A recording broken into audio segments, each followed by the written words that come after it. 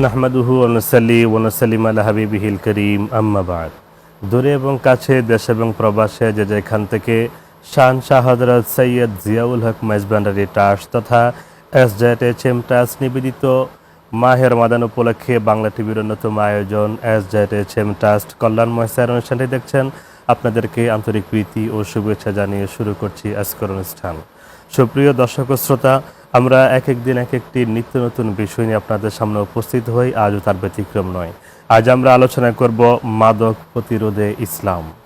এই বিষয়ে আলোচনা করার জন্য আমাদের স্টুডিওতে উপস্থিত হয়েছেন দেশের শ্রেষ্ঠ প্রাজ্ঞযোগ্য ওলামায়ে কেরামগণ। আসলে আমরা আমাদের ওলামায়ে কেরামদের সাথে পরিচিত হইনি। আমার ডানে যিনি উপস্থিত রয়েছেন মদিনাবাগ কেন্দ্রীয় শাহী জামি মসজিদের সম্মানিত খতিব আল্লামা মাওলানা আব্দুল বারী আজহারী হাফিজাহুল্লাহ তাআলা। আসসালামু আলাইকুম ওয়া রাহমাতুল্লাহ। আমার সামনে যিনি উপস্থিত রয়েছেন ডগাইর বাইতুত তাকওয়া জামে মসজিদের সম্মানিত খতিব মাওলানা আরিফুল ইসলাম আশরাফি সাহেব। আসসালামু আলাইকুম ওয়া রাহমাতুল্লাহি ওয়া বারাকাতুহু। আমার সাথে যিনি রয়েছেন কৃষি মার্কেট তাহেরিয়া জামে মসজিদের সম্মানিত খতিব আল্লামা মাওলানা খন্দকার সাইফুল ইসলাম বাগদাদি সাহেব। আসসালামু আলাইকুম ওয়া রাহমাতুল্লাহি ওয়া বারাকাতুহু। মোহতারাম, আপনারা সবাই কেমন আছেন? আলহামদুলিল্লাহ রাব্বিল আলামিন। আপনি কেমন আছেন? আলহামদুলিল্লাহ। সুপ্রিয় দর্শক শ্রোতা, আমরা জীবন ঘনিষ্ঠ খুবই প্রয়োজনীয় একটি বিষয় আপনাদের সামনে নিয়ে এসেছি। যে বিষয়টা বর্তমানে আমাদের সমাজে এমনভাবে রন্ধ্রে রন্ধ্রে ছড়িয়ে পড়েছে, আলোচনা ছাড়া এই বিষয়ে কোনো উপায় নেই, আলোচনা করতে হয়। বিশেষ করে আমরা যেহেতু মুসলিম, আমরা আমাদের মা বাবারা আমাদের ছেলে মেয়েদেরকে চাই ইসলামী শাসন, ইসলামী অনুশাসন তাদের মধ্যে দিতে। আমরা চাই আমাদের ছেলে মেয়েগুলা ইসলামী যে বিধি রীতিনীতি আছে সেভাবে গড়ে উঠুক। এর জন্য আমরা আমাদের ছেলেগুলোকে সঠিক লাইন, সঠিক গাইডলাইন দিতে, সঠিক রাস্তায় পরিচালনা করতে সকলে আমরা চেষ্টা করি। আজ আমরা এই বিষয়টি এই জন্য এনেছি যাতে করে আমাদের ছেলেগুলা অসৎ সঙ্গে সর্বনাশ হয়ে না যায়, সঠিক রাস্তায় যেন থাকে এবং এই বিষয়টা থেকে যেন নিজেদেরকে দূরে রাখতে পারে। মাদক প্রতিরোধী ইসলাম, এই বিষয়টা নিয়ে আমি সরাসরি চলে যাব আজকের সম্মানিত আলোচক মাওলানা আব্দুল বারী আজহারী আপনার নিকটে। আপনি যদি আমাদেরকে বলতেন মাদক প্রতিরোধী ইসলাম আসলে মূলত ইসলাম মাদক কেন প্রতিরোধ করেছে বা কেন প্রতিরোধ করা দরকার মনে হচ্ছে আপনার নিকটে? হামিদা ওয়া মুসাল্লিয়া ওয়া মুসাল্লিমা আম্মা বা'দ। অত্যন্ত চমৎকার একটা সাবজেক্ট আজকের আলোচনা, যেটার কারণে বর্তমান আমাদের যুব সমাজ, আমাদের সমাজ ব্যবস্থা চরম পর্যায়ের বিপর্যয়ের মধ্যে দিয়ে চলছে। এই বিষয়ের হুকুম সম্পর্কে আমাদের জানা খুবই অপরিহার্য এবং এই অনুযায়ী চলা আমাদের খুব দরকার হয়ে পড়ছে এবং এটা এখন সর্বদা আলোচনার বিষয় হয়ে দাঁড়িয়েছে, যেহেতু আমরা চতুর্দিকে লক্ষ্য করলে আমাদের দেখি আমাদের যুব সমাজ মাদক আসক্ত হয়ে পড়ছে। এখানে আপনাকে বলে রাখি যে মাদক নিয়ে কিছু অপব্যাখ্যাও আছে। আসলে মাদক কি, এবং আমরা সাধারণত মদ একটা শব্দ জানি, কিন্তু আসলে মদের ব্যাখ্যাটা কি? এক্ষেত্রে আল্লাহ রাসূল সাল্লাল্লাহু আলাইহি সাল্লাম স্পষ্টভাবে বলে দিয়েছেন যে কুল্লু মুস্কিরিন হারাম, প্রত্যেকটা নেশা জাতীয় বস্তুই হারাম। এটা যে কোনো প্রকারের হতে পারে। যেমন আগের যেটা ছিল সেটা হলো আঙ্গুরের রস দিয়ে তৈরি করা হতো বা অন্য কিছু দিয়ে রস দিয়ে তৈরি করা হতো, কিন্তু বর্তমানে আমরা যেটা দেখতে পাই যেমন ইয়াবা, তারপরে আছে আরেক ধরনের এই যে গাছের পাতা দিয়ে যেটা গাঁজা বলা হয়, বা এই ধরনের যত নতুন নতুন প্রকার তৈরি আসছে, এই সবগুলোই কিন্তু এই নেশাগ্রস্ত, নেশার বস্তু। সুতরাং এই সবগুলোই হারাম, টোটালি সবগুলো হারাম। এর পিছনে অনেক কারণ, অনেক নেশা আছে, ওইটাই মূলত ওইটাই হারাম। এটাই হলো শরীয়তের বিধান। এবং এটা কেন হারাম এটা স্পষ্টভাবে শরীয়ত বলে দিয়েছে, এবং অনেকগুলা কারণের মধ্যে আমি দুই একটা কারণ আপনাকে উল্লেখ করতে চাচ্ছি। সেটা হলো যে এই নেশার মাধ্যমে সময় নষ্ট হয়, যে সময়ের কারণে বা এই যে নেশাগ্রস্ত অবস্থায় সে যে কোনো কাজ করে ফেলতে পারে, যেটার কারণে সে নামাজ, আল্লাহর ইবাদত থেকে সে দূরে থাকবে। যেহেতু ওই মদের আড্ডায় সে বসে থাকবে, সে নামাজ থেকে গাফেল হয়ে যাবে, আল্লাহর ইবাদত থেকে দূরে সরে যাবে, আর্থিকভাবে সে ক্ষতিগ্রস্ত হবে। অনেক ধন্যবাদ। আমরা আবার আসবো আপনার নিকটে ইনশাআল্লাহ। মাওলানা আরিফুল ইসলাম আশরাফি সাহেব, আসলে কেউ যদি নেশাগ্রস্ত হয় বা মদ পান করে, রিয়াবা বা জুয়া, এই সমস্ত যে বিষয়গুলো আছে এগুলো সম্পর্কে আপনি কি বলবেন? নেশাগ্রস্ত ব্যক্তি সমাজের শত্রু, সে নিজেরও শত্রু। কারণ সে নিজের ক্ষতি ছাড়া ভালো কিছু করে না। সে পরিবারের ক্ষতি করে, সমাজের ক্ষতি করে, এবং সে তার নিজের ইহকাল পরকাল সবই ধ্বংস করে। রাসূল করিম সাল্লাল্লাহু আলাইহি ওয়াসাল্লাম ইরশাদ করেছেন, লা ইয়াদখুলুল জান্নাতা মুদমিনু খামর, অর্থাৎ মদ পানকারী ব্যক্তি কখনোই জান্নাতে প্রবেশ করবে না। তো তার পরকাল ধ্বংস হলো। এবং রাসূল করিম সাল্লাল্লাহু আলাইহি ওয়াসাল্লাম ইসলামের শুরুর দিকে আমরা দেখতে পাই যে একজন ব্যক্তি নামাজে দাঁড়িয়েছে ইমামতিতে, তখন সে কিন্তু মদ্যপ অবস্থায় নামাজ পড়তে গিয়ে কেরাতের মধ্যে ভুল করে ফেলেছে। অর্থাৎ মানুষের সেন্স নষ্ট করে দেয়, স্মৃতিশক্তি লোপ করে দেয়, চিন্তা করার শক্তি লোপ করে দেয়, জ্ঞান লোপ করে দেয়, যার জন্য সে যা খুশি তাই করতে পারে। তো আমাদের সমাজে আমরা দেখি যত ধরনের অন্যায় অনাচার হচ্ছে, যারা এই ধরনের কাজগুলো করছে বেশিরভাগ লোকই কিন্তু মাদকের সাথে সম্পৃক্ত। কোনো সুস্থ সবল জ্ঞানী ব্যক্তি, সচেতন ব্যক্তি, বিবেকসম্পন্ন ব্যক্তি অন্যায় করতে পারে না। তো এই জন্য মাদকের এই কুফল আমাদের সমাজে কিন্তু ছড়িয়ে পড়ছে। বিশেষ করে তরুণ সমাজ, ইয়াং জেনারেশন, তারা বিভিন্ন রকমের নতুন নতুন যে মাদকের বিভিন্ন উপাদানগুলো আবিষ্কৃত হচ্ছে, তারা এর প্রতি আকৃষ্ট হয়ে পড়ছে। তারা একে মনে করছে যে লাইফ এনজয় করছে তারা। বাট এক্স্যাক্টলি বিষয়টা হচ্ছে সাময়িক কিছু সময়ের জন্য হয়তো তার ভিতরে একটা আনন্দের ফিলিংস হচ্ছে, বাট আলটিমেটলি সে তার নিজের কেরিয়ার ধ্বংস করছে, পড়াশোনা ধ্বংস করছে, পরিবারের ক্ষতি করছে। যে পরিবার তার উপর আশ্বাস রেখেছে, বিশ্বাস রেখেছে, তাকে আশা করে তাকে পড়াশোনা করতে বিশ্ববিদ্যালয়ে পাঠিয়েছে, কিন্তু সে তার পরিবারের স্বপ্নকে সে ধ্বংস করছে, নষ্ট করছে। এবং আমরা অনেক ক্ষেত্রে দেখি যে অনেক মাদকাসক্ত ব্যক্তি সে মাদকের টাকা জোগাড় করতে গিয়ে পরিবারের মা বাবার উপর সে হাত তুলে অন্যায় অনেক সময় স্ত্রীর উপরে, অনেক সময় মা বাবার উপরে, আর মুরব্বি হলে অনেক সময় ছেলে মেয়েদের উপরে টর্চার করে টাকার জন্য, টাকা জোগাড় করতে পারছে না। অর্থাৎ সে তার হিতাহিত জ্ঞান হারিয়ে ফেলে মাদক গ্রহণ করার জন্য। জি, আপনাকে অনেক ধন্যবাদ, অনেক সুন্দর বলছিলেন মাওলানা সাইফুল ইসলাম বাগদাদী সাহেব। আপনি যদি আমাদেরকে বলতেন আসলে আল্লাহ রাব্বুল আলামিন মাদকের যে বিষয়টি এটা হারাম করেছেন আমাদের জন্য, হারামের যে প্রেক্ষাপটটা আস্তে আস্তে কিভাবে হারাম করেছেন এই বিষয়টা যদি আপনি আমাদেরকে বলতেন। নাহমাদুহু ওয়া নুসাল্লি আলা রাসূলিহিল কারীম, আম্মা বাদ। বিজ্ঞ উপস্থাপক চমৎকার একটি বিষয় আজকে নির্ধারণ করার জন্য আপনাকে অসংখ্য ধন্যবাদ। আসলে বর্তমান সময়ে আমাদের দেশে যেভাবে মাদকদ্রব্য বিস্তার লাভ করছে, এটা আমাদের জন্য অত্যন্ত একটি ক্ষতিকর, এবং আমাদের জন্য, সমাজের জন্য এটা একটা ক্যান্সারের মতো ছড়াচ্ছে। এই বিষয়টা আসলে রাসূল আকরাম সাল্লাল্লাহু আলাইহি সাল্লামের ওই সময়ে যখন এমনভাবে আরবের মধ্যে এটা প্রচলিত ছিল, আমরা যেমন সাধারণ পানি যেভাবে পান করি, তারা তেমনিভাবে সেই মাদক, সেই মদ পান করত। তারা মদবিহীন জীবন কল্পনাই করতে পারত না ওই সময়ের মানুষগুলি। ইসলাম এমন একটি সুন্দর ধর্ম, কারো উপরে জোর করে কোনো কিছু চাপিয়ে দেন না। এজন্যে পার্ট বাই পার্ট, আস্তে আস্তে করে তাদের থেকে এই জিনিসটা সরিয়ে দিয়েছেন। কিভাবে?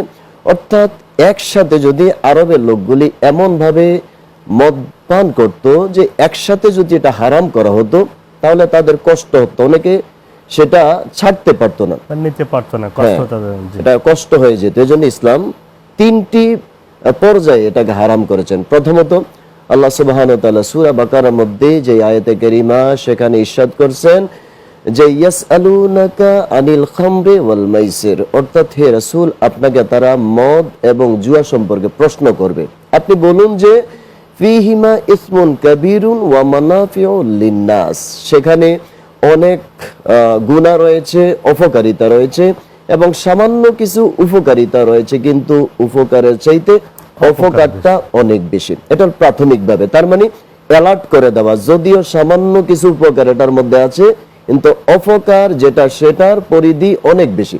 তাহলে প্রথমত অ্যালার্ট হয়ে গেল, কিছু কিছু মানুষ আস্তে আস্তে এটা ছাড়ার জন্য তারা চিন্তা করতে লাগলো। এরপরে আরেকটি সময় এসে দেখা গেল জনক সাহাবী মদ পান করে নেশাগ্রস্ত অবস্থায় নামাজে দাঁড়িয়েছিল, নামাজ পড়তে গিয়ে সূরার মধ্যে শব্দ ভুল করে ফেললো, যার কারণ অর্থটাই পরিবর্তন হয়ে গেল।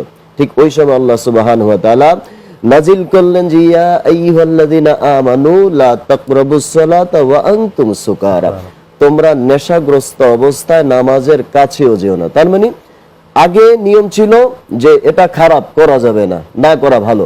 আর এখন যেটা নাজিল হলো, তুমি মদ পান করতে পারো, কিন্তু নেশা থাকা অবস্থায় নামাজে দাঁড়ানো যাবে না। তবে নামাজের সময় হচ্ছে আমি আর নেশা করবো না, নেশাগ্রস্ত অবস্থায় নামাজে দাঁড়াবো না, এই একটা পর্যায়ে সেগুলো। ঠিক আরো সময় যখন এতটুকু সেই আরবের লোকেরা মানা শুরু করলো, আরেকটি সময় এসে একেবারে ডাইরেক্ট এটা হারাম ঘোষণা করে দেওয়া হলো। সর্বশেষ যে আয়াতে কারিমা নাজিল হয়েছে, আল্লাহ সুবহানাহু ওয়া তাআলা বলেন, ইয়া আইয়ুহাল্লাযীনা আমানু ইন্নামাল খামরু ওয়াল মাইসিরু ওয়াল আনসাবু ওয়াল আজলামু রিজসুম মিন আমালি শাইতান ফাজতানিবুহু লাআল্লাকুম তুফলিহুন। অর্থাৎ মদ, জুয়া, মূর্তি পূজা, ভাগ্য নির্ধারণী যেটি, সেটা এগুলো হচ্ছে বড়ই নিকৃষ্ট এবং শয়তানের কর্ম। সুতরাং তোমরা এটা থেকে বিরত থাকো, যাতে করে তোমরা সফল কাম হতে পারো। সরাসরি মদ পান, জুয়া, যা যা আছে সবগুলো একেবারে হারাম করে দেওয়া হয়। ইনশাআল্লাহ আমরা আবার যত্ন নিকটে। সুপ্রিয় দর্শক শ্রোতা, আমরা দেখুন পর্যন্ত শুনছিলাম ইসলামে মাদক প্রতিরোধ, মাদক যে ডিলিংস, আমরা এটা কিভাবে নেব, ইসলামের যে বিধান, ইসলামের যে ব্যবস্থাপনা, সে বিষয়ে আমরা শুনছিলাম এতক্ষণ পর্যন্ত বিজ্ঞ আলোচক মহোদয় থেকে।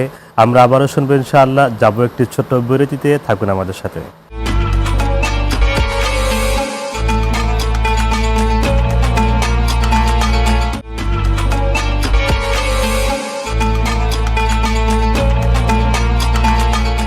সুপ্রিয় দর্শক শ্রোতা, বিরতির পর আবারও ফিরে এলাম SJHM ট্রাস্ট কল্যাণময় শেয়ার অনুষ্ঠানের মধ্যে। আমরা এতক্ষণ পর্যন্ত শুনছিলাম মাদক প্রতিরোধে ইসলাম নিয়ে আমাদের বিজ্ঞ আলোচক মহোদয় থেকে আলোচনা। আমাদের আল্লামা আব্দুল বারী আজহারী সাহেব, আপনি একটু আগে খুব সুন্দরভাবে আলোচনা করছিলেন মদ এবং জুয়া নিয়ে। আমাদের ইয়াং জেনারেশন আসলে যে মদ এবং জুয়া আসক্ত হয়ে যাচ্ছে, আপনি এই বিষয়ে কি বলবেন তাদেরকে?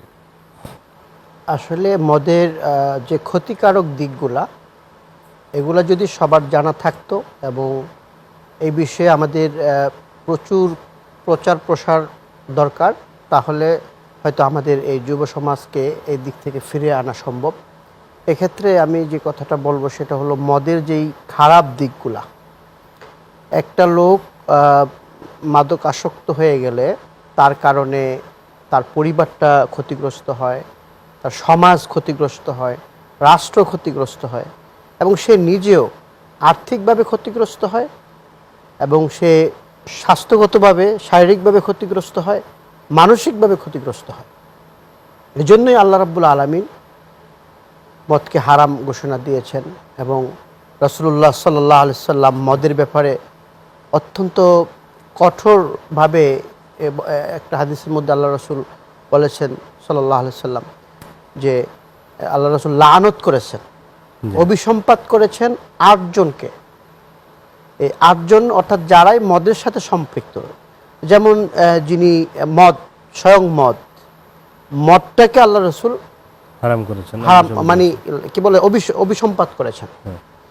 এবং মদ যিনি পান করবে, এবং মদ যিনি ক্রয় করবে, যিনি বিক্রি করবে, যিনি প্রস্তুত করবে, প্রস্তুতের ব্যবস্থা করবে, অর্থাৎ মদের সাথে সম্পৃক্ত মোট 8 জনের কথা আল্লাহ রাসূল স্পেসিফিকভাবে বলে দিয়েছেন যে তাদের প্রতি আল্লাহর অভিসম্পাত। তার মানে এটা কত খারাপ হলে রাসূলুল্লাহ সাল্লাল্লাহু আলাইহি সাল্লাম এর সাথে সম্পৃক্ত সমস্ত কিছুর ব্যাপারে লানত করেছেন। এজন্য মাদকের ব্যাপারে আমাদের অত্যন্ত কঠোর অবস্থানে থাকা দরকার। আমাদের বিশেষ করে প্রত্যেকটা ফ্যামিলির, পরিবারের যারা অভিভাবক আছেন, এদের সচেতন হওয়া দরকার। কারণ হঠাৎ করে তো একজন ছেলে অথবা মেয়ে মাদকাসক্ত হয়ে পড়েন না। তার শুরুটা যখন কার সাথে সে চলাফেরা করে, মেলামেশা করে, বাবা মা, অভিভাবক, এদের খোঁজখবর নেওয়া দরকার। এবং যাতে করে প্রথমে দেখা যায় এই যে আমাদের দেশে যেটা হয়, স্মোকিং দিয়ে শুরু হয়।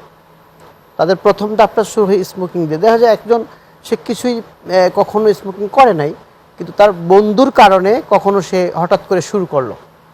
আস্তে আস্তে কিন্তু কেমন লাগে, টেস্ট করতে করতে আস্তে আস্তে সে কিন্তু ভয়ঙ্কর পর্যায়ে চলে যায়। একটা সময় এমন হয় সে ড্রাগ পর্যন্ত নেয়, ড্রাগ ডিলিংস পর্যন্ত চলে যায়, এবং সে অসুস্থ হয়ে পড়ে, শারীরিকভাবে এমন অসুস্থ হয়ে পড়ে যে সে এই মাদককে ব্যবহার ছাড়া সে বাঁচতে পারে না।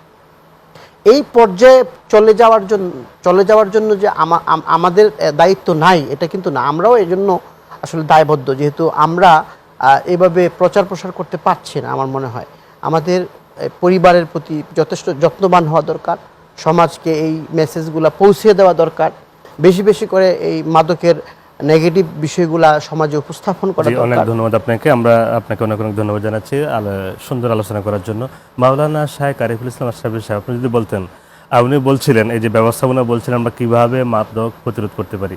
আমরা এটাও জানি যখন মদ জুয়া এগুলোকে হারাম করা হয়েছে, সাহাবাই কেরামের মধ্যে যখন এই আয়াতটা প্রসারিত হলো, জানলো যে আজ থেকে মদ হারাম, কেউ খাচ্ছে এমন টাইম পর্যন্ত সে মুখ থেকে বের করে দিয়েছে, গ্লাসে ঢেলেছে, সেখান থেকে নিচে ফেলে দিয়েছে, সাথে সাথে রিজেক্ট করে দিয়েছে, হারাম হয়েছে কথাটা শুনে। তো যে এইটা একটা সাহাবায়ে কেরামের যে একটা ভালোবাসার কারণে শোনার সাথে সাথে তারা সেটা রিজেক্ট করে দিয়েছে। এখন আমাদের ইয়াং জেনারেশন, ইয়াংস্টার যারা, তরুণ যারা আছে, তারা তো এই বিষয়গুলো আসলে ওইভাবে নিচ্ছে না। এখন আপনি তাদের জন্য কি বলবেন, তারা কিভাবে এখান থেকে দূরে আসতে পারে, উপায়গুলো কি কি?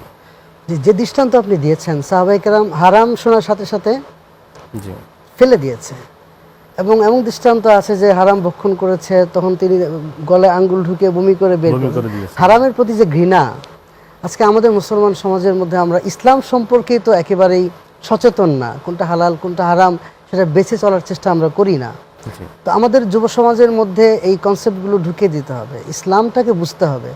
ইসলাম যেটাকে হালাল করেছে সেটাকে আমরা প্যাটার্নাইজ করব তরুণ সমাজের মধ্যে। এখন যদি এরকম হয় যে অনেকে হালাল জিনিসকে হারাম বলছে, যেমন আমাদের দেশে যে তরল পানীয়গুলো আছে, কোক, পেপসি, 7 আপ, এগুলোকে অনেকে হারাম ফতোয়া দিচ্ছে। আসলে এটা হারাম হওয়ার কোনো সুযোগ নেই, কারণ এটা নেশা তৈরি করে না। হারাম হওয়ার পেছনে যুক্তিসঙ্গত কারণ থাকতে হবে। ইসলাম কেন হারাম করেছে? যেটা নেশা উদ্রেক করে, মানুষের বিবেকবোধকে নষ্ট করে দেয়। তো কোল্ড ড্রিঙ্কস খেয়ে কেউ কখনো এমন করেছে এমন দৃষ্টান্ত নেই। আমাদের তরুণ সমাজকে এই মাদক থেকে দূরে রাখার জন্য আমাদেরকে সচেতনভাবে পরিস্থিতি মোকাবেলা করতে হবে। বিশেষ করে যারা এলাকার আপনার মুরব্বী আছেন, তারা একটা কমিটি করতে পারেন, সমাজের মধ্যে কারা খারাপ পথে চলে যাচ্ছে তাদেরকে এনে বুঝানো, একটা সুন্দরভাবে একটা নসিহত করা, এবং মসজিদে যারা ইমাম খতিব আছেন জুমার মধ্যে এই বিষয়গুলোকে বিষয়গুলো তুলে আলোচনায় নিয়ে আনা, আসা, আলোচনা এর কুফর করা। সম্পর্কে তরুণদেরকে বোঝানো, যাতে করে তারা এই মদের দিকে, মাদকের দিকে তারা যেন এগিয়ে না যায়।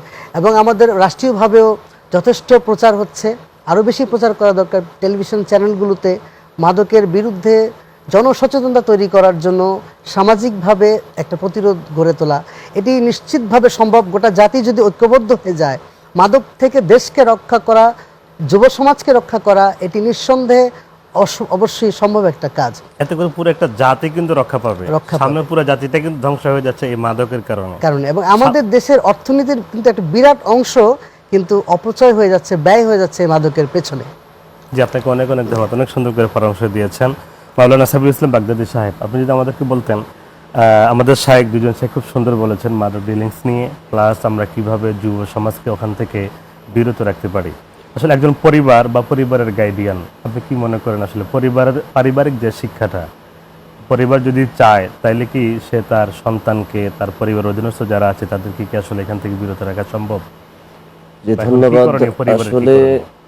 আমি যে একটা জরিপের মধ্যে দেখলাম 2021 সালের যে বেসরকারি একটা জরিপ হয়েছিল বাংলাদেশে, ওই সময়ের জরিপের মধ্যে আসছে প্রায় 75 লক্ষের উপরে যারা এই মাদকের সাথে জড়িত, মাদক গ্রহণ করে। এর মধ্যে আরো ভয়ঙ্কর তথ্য যেটা, বয়স 16 থেকে 40 বছর, জি, এই শ্রেণীর যারা এই বয়সের, এদের সংখ্যা প্রায় 84.27% যারা মাদক গ্রহণ করে। তো এই সময়টাই মূলত এই যে 15-16 বছর যখন উঠতি বয়স, এই সময়ে বাচ্চারা দেখা যায় স্কুলে যায়, বিভিন্ন জায়গায় যায়, বিভিন্ন শ্রেণীর মানুষের সাথে মেলামেশা করে, যার কারণে ওই অসৎ কিছু মানুষের কাছে যাওয়ার কারণে, তার থেকে ওই সঙ্গের কারণে এই মাদকের সাথে জড়িত হয়ে যান। তো এটা আমাদের প্রধান কাজ। আমার ভাইয়েরা সুন্দর বলেছেন যে প্রথম হলো পারিবারিক শিক্ষা। জি, পরিবার, মা বাবা বা গার্ডিয়ান, যে সে যদি খেয়াল রাখে যে আমার সন্তান বা আমার ভাই কোথায় যাচ্ছে, কার সাথে মেলামেশা করছে, সে কি ভালো না খারাপ, এই একটি বিষয় যদি এটা দেখাশোনা করে, তাহলে সম্ভব তাকে ভালো রাস্তায় রাখা। আর বিশেষ করে যে মাহে রমজান চলতেছে, মাহে রমজানে যে খারাপ কাজও করে, সে কিন্তু রোজা অবস্থায় সে খারাপ কাজ থেকে বিরত থাকে। যে নেশা করে, সেও কিন্তু এই যে দিনের বেলা যতক্ষণ রোজা, সুবহে সাদিক থেকে সূর্যাস্ত, এই সময় কিন্তু সে নেশা নেয় না। তাহলে যারা আলেম ওলামা আমরা আছি, আমরা যদি এই ব্যাপারটা মসজিদে হোক যে কোনো সময় একটু প্রচার প্রসারণা করে মানুষদেরকে বোঝাই, যুব সমাজকে, তাহলে সম্ভব অনেকটা এদেরকে সেখান থেকে নিয়ে আসা। আর মাদক তো এমন এক ভয়ঙ্কর জিনিস যে মুসলিম শরীফের একটি হাদিস, সাআলান নবিয়া সাল্লাল্লাহু আলাইহি ওয়াসাল্লাম আনিল খামরে ফানাহাহু আইয়াসনাহা। এক সাহাবী প্রশ্ন করেছিল, ইয়া রাসূলুল্লাহ, যে মদ তৈরির ব্যাপারে। তখন আল্লাহ নবী সরাসরি নিষেধ করেছেন, যেটা তৈরি করা যাবে না। তখন ওই সাহাবী বলেছিল, ফাকালা, বলেছিল যে আসনাউহা লিদ্দাওয়া, দাওয়া, হ্যাঁ। আমি এটা ঔষধ ব্যবহার করার জন্য ঔষধ হিসাবে এটা তৈরি করতে চাই। তখন আল্লাহ নবী বলেন, না, বরং এটা ঔষধ নয়, বরং এটা একটা রোগ। এটা অসুখ। হ্যাঁ জি। হ্যাঁ, এটা তৈরি করা যাবে না, অর্থাৎ এটার দ্বারা কোনো কিছু উপকার আশা করা যায় না। সুতরাং এটার কাছেও যাওয়া যাবে না। আরেকটা হাদিসের মধ্যে রয়েছে, লা তাশরাবুল খামরা, তোমরা মদ পান করো না, কেননা এই মদটা হচ্ছে প্রত্যেকটা খারাপের চাবি।